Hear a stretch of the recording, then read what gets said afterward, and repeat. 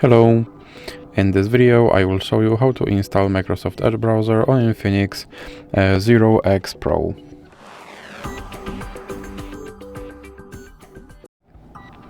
So you have to start by opening your Google Play Store, then click on search bar and type in Edge, then click search, and now click install.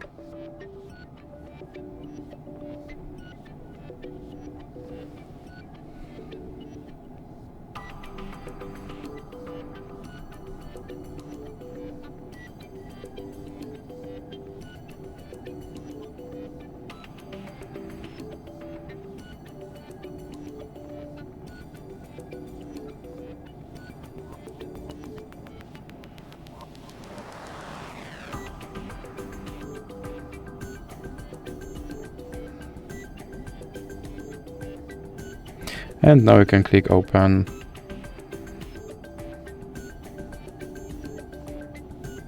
And here you can set this browser as your default browser, or you can click not now, and now you have to click confirm. And as you can see, my Microsoft Edge browser is now installed and is ready to use. So that's it for this video. If you liked it, please remember to leave a like and subscribe.